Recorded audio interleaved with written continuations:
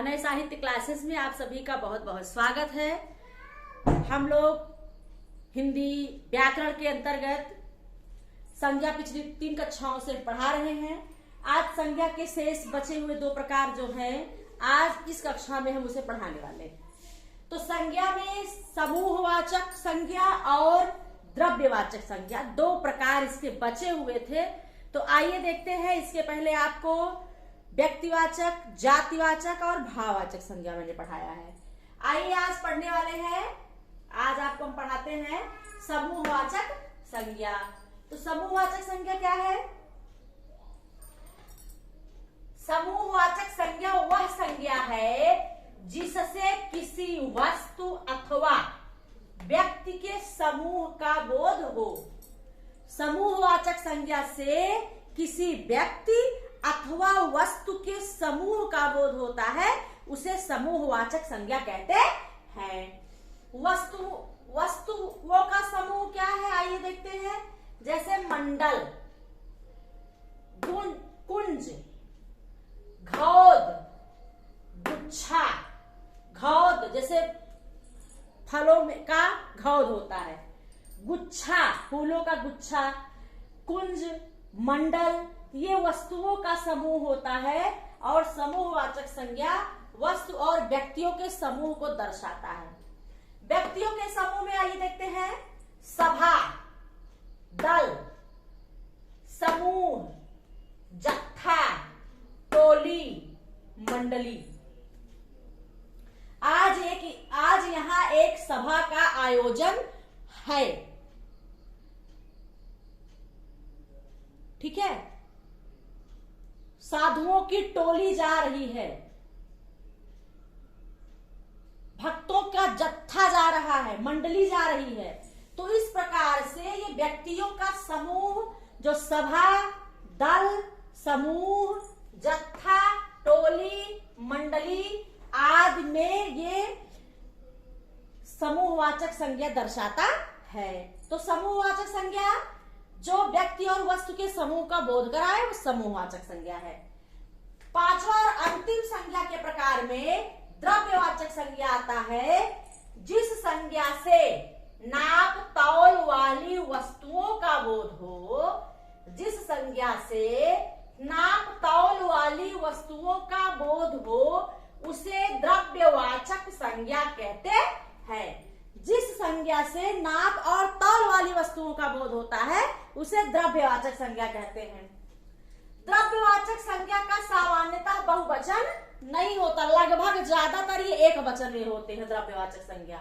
जैसे लोहा, द्रव्यवाचक संज्ञा का उदाहरण लोहा, सोना, चांदी, दूध, तेल, पानी, तेजाब। तो द्रव्यवाचक संज्ञा में लोहा, सोना, चांदी, दूध, तेल, पानी, तेजाब ये सब द्रव्यवाचक संज्ञा है। तो द्रव्यवाचक संज्ञा नाप तौल वाली वस्तुओं का बोध कराती है और समूहवाचक संज्ञा व्यक्ति और वस्तु का समूह का बोध कराती है। संज्ञाओं का प्रयोग कभी कभी व्यक्तिवाचक जातिवाचक में आ जाता है, हमें समझने में दिक्कत होती है। जातिवाचक व्यक्तिवाचक में हो जाता है, भाववाचक जातिवाचक में हो जाता है। आइए उसको थोड़ा सा समझते हैं। संज्ञाओं का प्रयोग, कभी कभी संज्ञाएं आपस में बदल जाती हैं और अलग अलग अर्थ देने लगती हैं। जब संज्ञाएं आपस में मतलब व्यक्ति के स्थान पर जातिवाचक हो जाता है, जातिवाचक के स्थान पर व्यक्तिवाचक हो जाता है, वो अपना स्थान बदल लेती हैं, तो क्या होता है, उस प्रकार से क्या बनता है ये देखते हैं उदाहरण के द्वारा। व्यक्तिवाचक संज्ञा से जातिवाचक। व्यक्तिवाचक संज्ञा आप जान ही रहे हैं, हमने पढ़ाया व्यक्तिवाचक, जातिवाचक, भाववाचक सारे संज्ञा पढ़ा चुके हैं। तो व्यक्तिवाचक संज्ञा से जातिवाचक संज्ञा, जैसे गांधी अपने समय के कृष्ण थे। यहाँ गांधी क्या है, व्यक्तिवाचक संज्ञा है, लेकिन इन्हें उपमा दी जा रही है कृष्ण का। जब तुलनात्मक बातें आती हैं, उन्हें किसी की तुलना दी जाती है, तो वहां व्यक्तिवाचक, कृष्ण क्या है, नाम है, कृष्ण का नाम है, लेकिन गांधी को कृष्ण बताया जा रहा है, इसलिए यहाँ पर कृष्ण क्या हो जाएगा, जातिवाचक संज्ञा। तो व्यक्तिवाचक से जातिवाचक संज्ञा ऐसे होता है। जैसे तुम कलयुग के राम हो।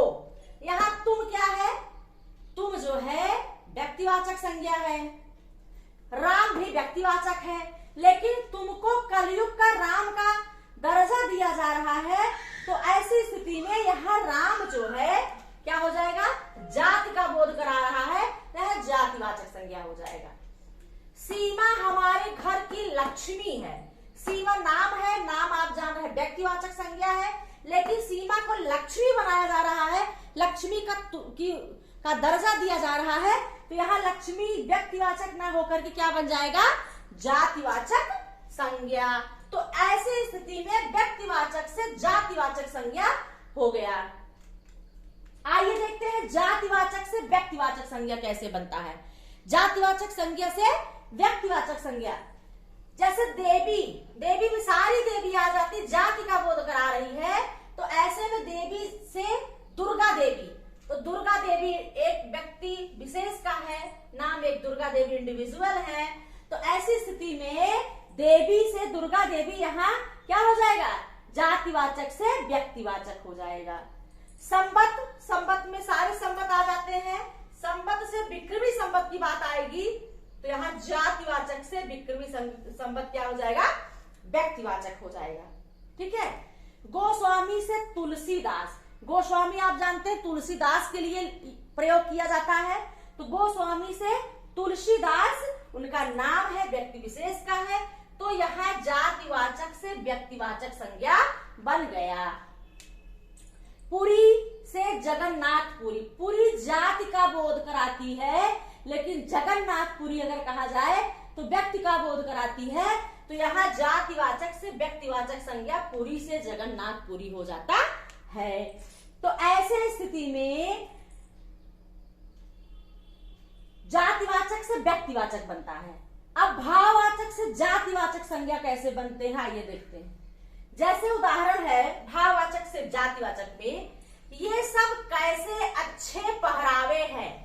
जैसे हम कोई कपड़ा पहनते हैं, अच्छा बुरा ये भाव की बातें हैं ना, वो समझने की बातें हैं, तो पहरावा जो है भाववाचक संज्ञा है, पहरावा। लेकिन ये सब अच्छे पहरावे हैं, यहाँ पहरावा फिर जाति का बोध करा देगा, क्योंकि अच्छे पहरावे मतलब भाव की बातें हैं, लेकिन जब अच्छे पहरावे आ जाएंगे तो भाववाचक से जातिवाचक, यहाँ पहरावे में सारे कपड़े आ जाएंगे, सारे प्रकार के आ जाएंगे, तो उसमें पहरावा क्या हो जाएगा, यहाँ जातिवाचक हो जाएगा। पहनावे में क्या होगा, जो हमारे द्वारा पहना जाता है, चाहे पुरुष के द्वारा, महिला के द्वारा, बच्चों के द्वारा, पहनावा तो सब में आ जाता है ना, पहनावा में सारे प्रकार के आ जाते हैं। तो जब एक पहरावे की बात आएगी तो वहां जातिवाचक, पहरावे की बात होगी तो वहां क्या होगा, जातिवाचक होगा। लेकिन यहाँ भाववाचक से जातिवाचक में अच्छे पहरावे, पहरावे में सारे प्रकार के आ रहे हैं वस्त्र, इसीलिए यहाँ पर क्या हो जाएगा, जातिवाचक संज्ञा। अच्छा कहा जाएगा तो भाववाचक हो जाएगा। ठीक है। तो इस प्रकार से ये आपके 3 प्रश्न हैं। आज आपके संज्ञा के प्रकार में हमने आपको इस वीडियो में 5 प्रकार आपका आज खत्म हो जाता है। तो प्रश्न आप देख लेते हैं थोड़ा सा। ये भाववाचक संज्ञा नहीं है, भाववाचक संज्ञा नहीं है। उदाहरण है मिठास, नम्रता, ममता, सागर।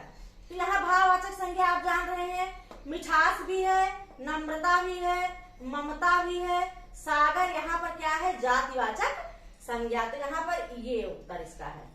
अगला प्रश्न है भाववाचक संज्ञा है, तो सागर, नदी, जत्था और नम्रता। जत्था समूह, टोली मैंने आपको बताया था, व्यक्तियों का समूह, ये क्या है, यह भाववाचक संज्ञा है। सॉरी, तो यहाँ पर नम्रता भाववाचक संज्ञा क्या है, नम्रता। जत्था समूहवाचक है, नदी जातिवाचक है, सागर जातिवाचक है, तो नम्रता यहाँ पर उत्तर होगा इसका। अगला प्रश्न है समूहवाचक संज्ञा नहीं है, नहीं की बात कर रहा है, तो मंडल, जत्था, सॉरी गुच्छा, टोली और दूध। यहाँ पर मंडल भी समूहवाचक संज्ञा है, गुच्छा भी है, टोली भी है, दूध यहाँ समूहवाचक संज्ञा नहीं है। तो इस प्रकार से आज की इस कक्षा में हम संज्ञा के प्रकार में 2 प्रकार के संज्ञा, समूहवाचक और द्रव्यवाचक बताए, और संज्ञाओं का परिवर्तन बताए कि कैसे व्यक्तिवाचक से जातिवाचक बनता है। जातिवाचक से व्यक्तिवाचक बनता है, भाववाचक से जातिवाचक बनता है। तो आज इस कक्षा के साथ आज संज्ञा आपकी समाप्त होती है। अब अगली कक्षा में अगले नए चैप्टर के साथ हम फिर मिलते हैं। तब तक के लिए धन्यवाद।